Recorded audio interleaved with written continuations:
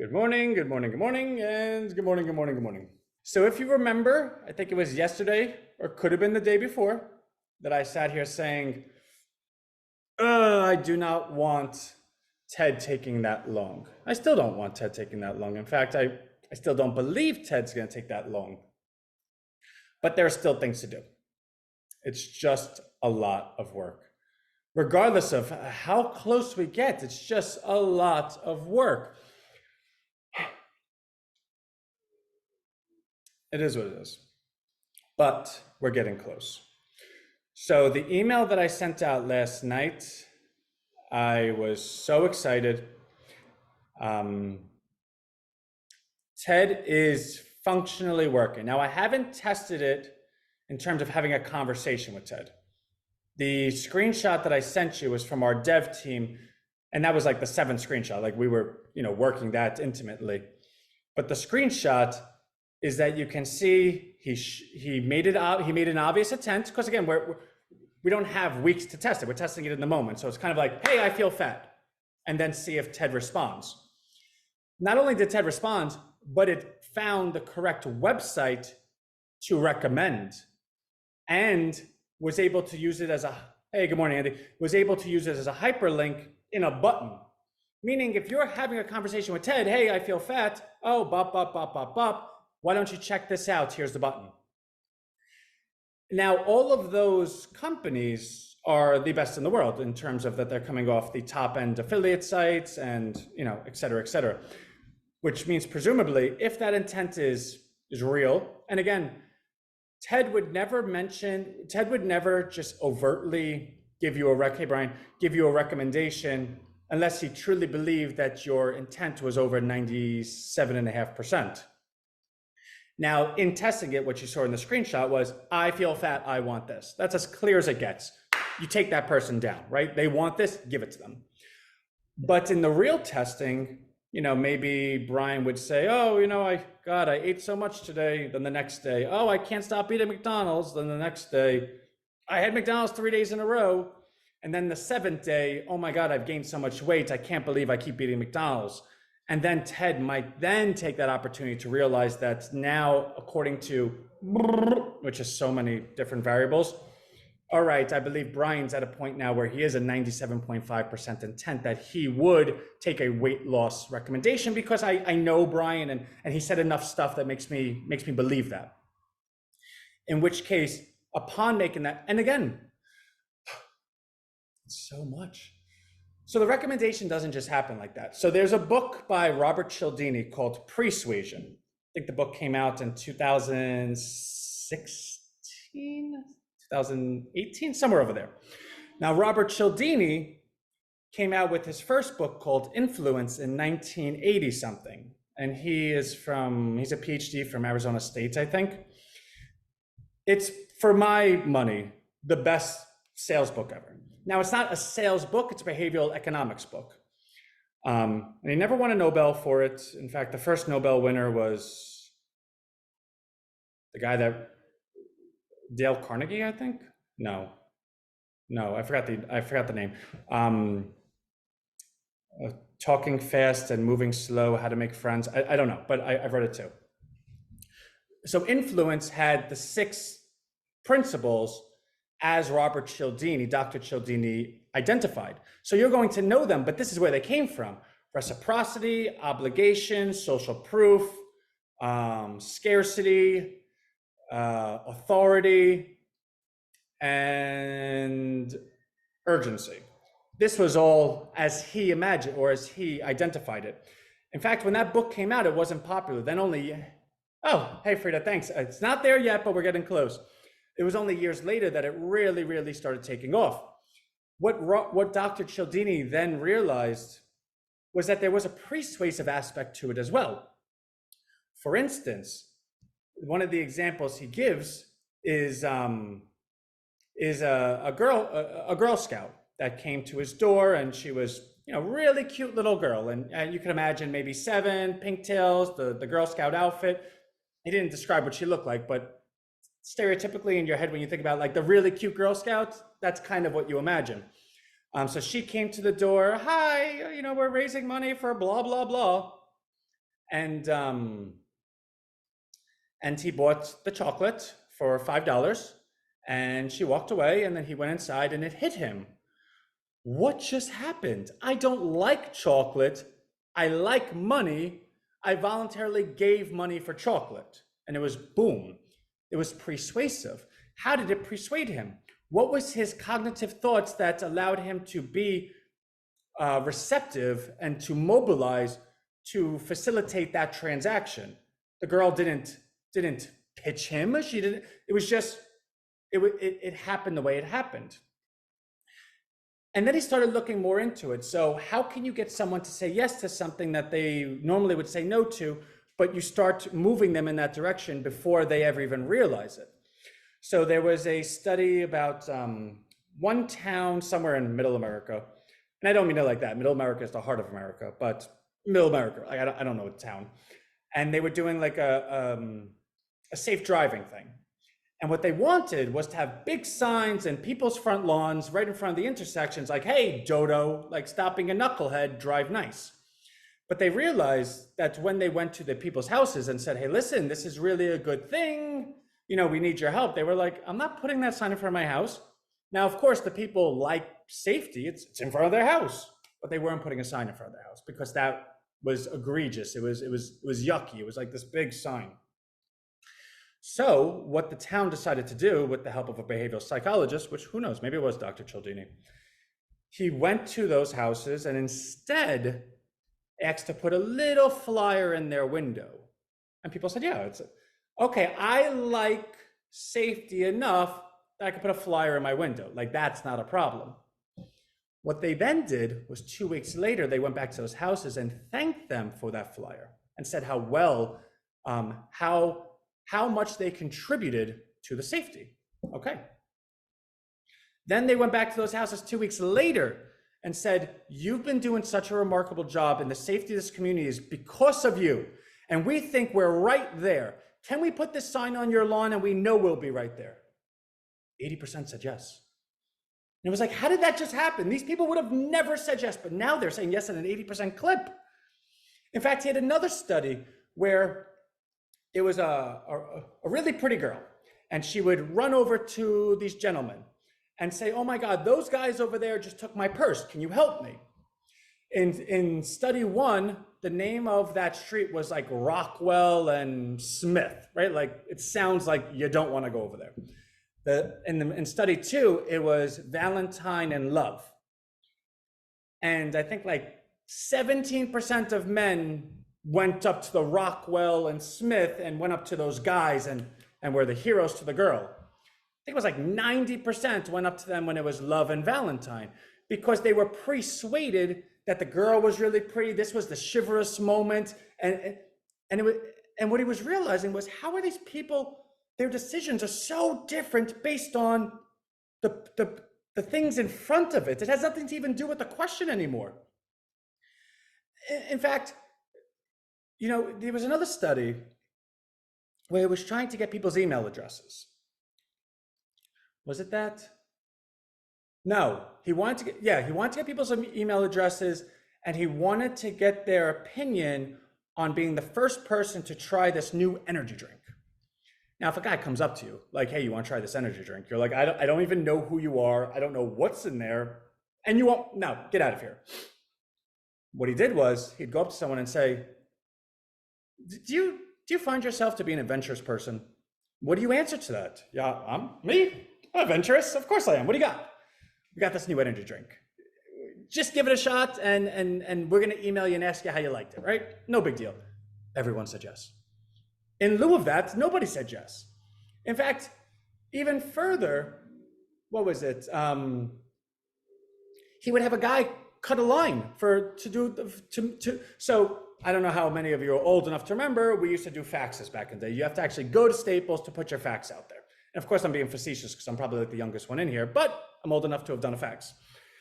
And it had some lady try to cut the line. Excuse me, you mind if I get in front of you? No, lady, like get out of here. The second set, excuse me, do you mind if I get in front of you because I have to do this fax? Yeah, sure, go ahead. It's a fax line.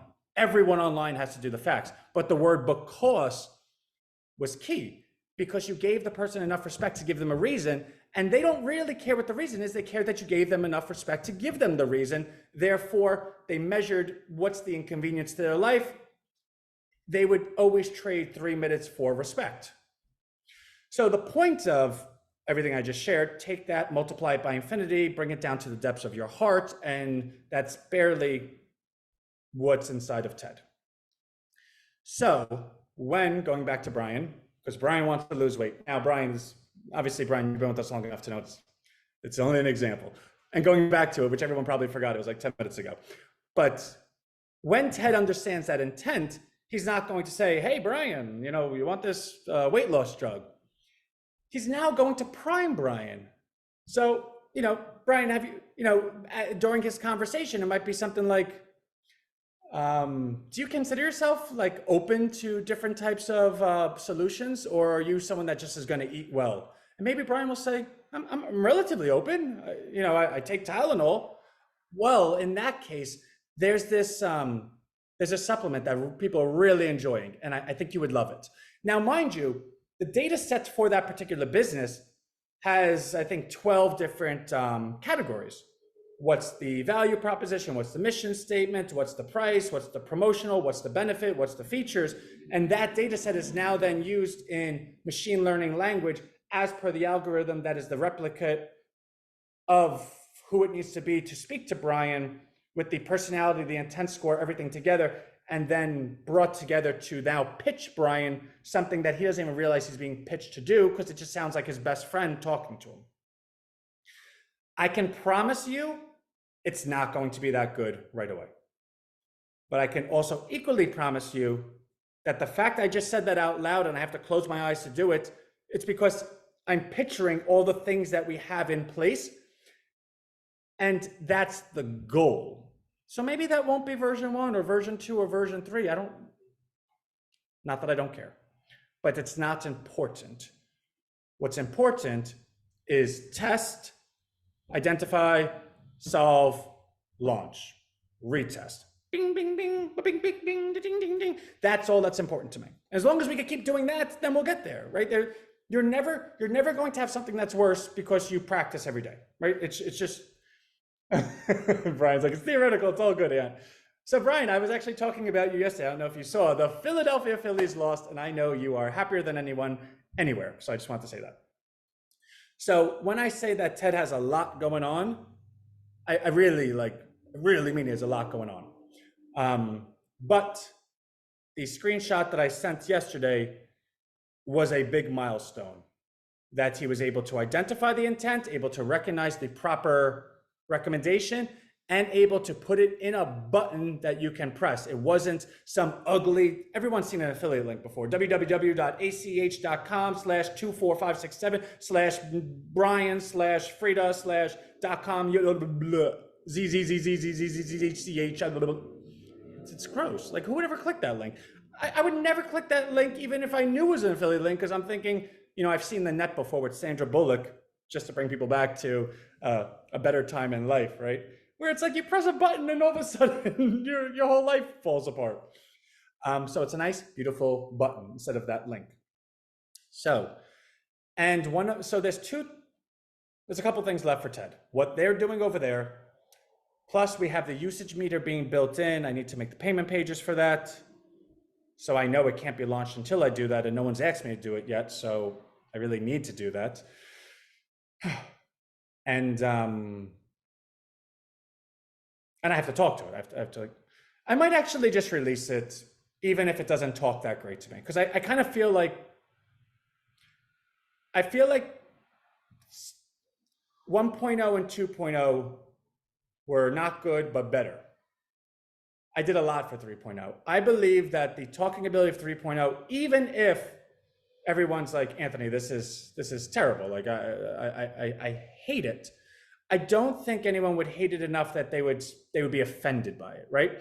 Like, I think you can, like, if I invite you over for, let's find someone that I would, okay, Becky I love everyone, but Everything's alphabetical. I should have said Aurora. All right, Aurora and Becky and Frida. All right, it's, you know what? There's 3 Anthonys and there's 3 of you, and in each one of these universes, Anthony invites you over for a date. Okay.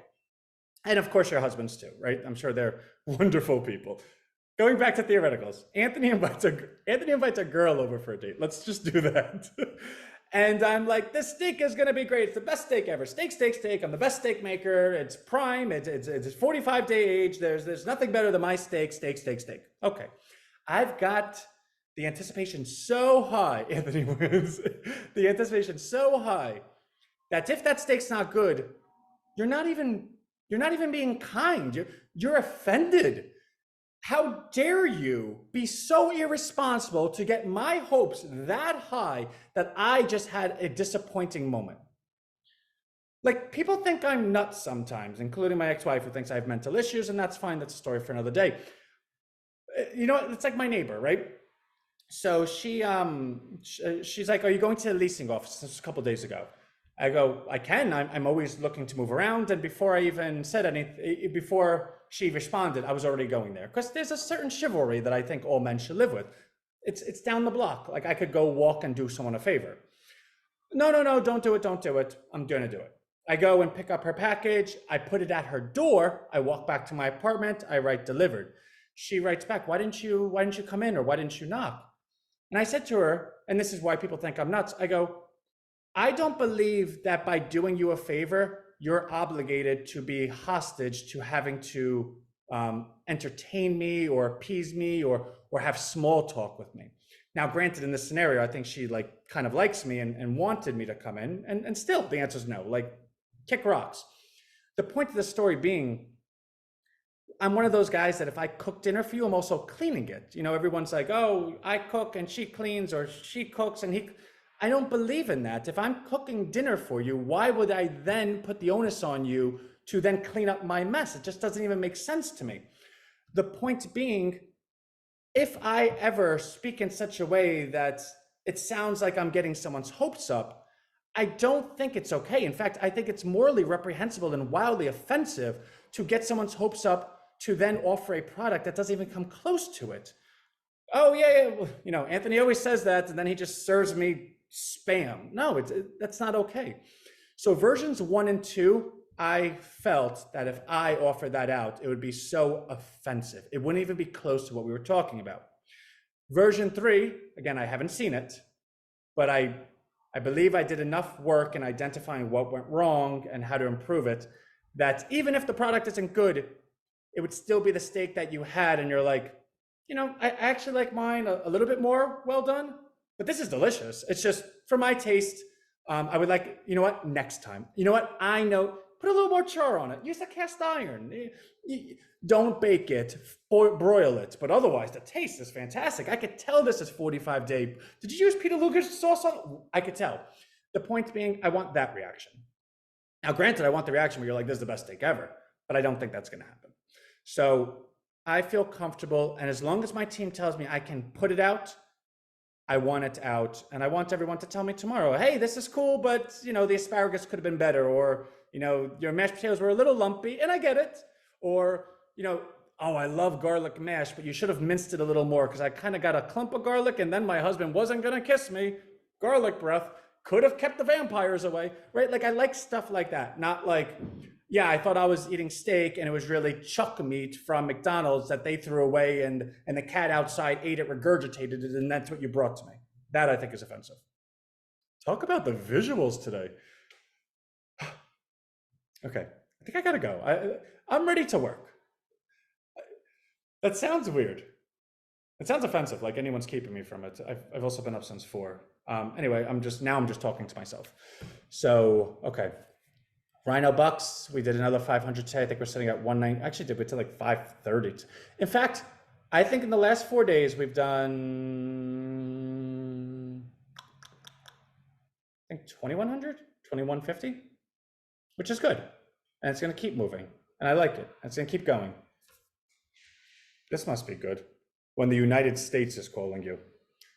So let me run. Everything's good though. And yeah, everything's good. I'm going to email you later today. Love y'all. Bye.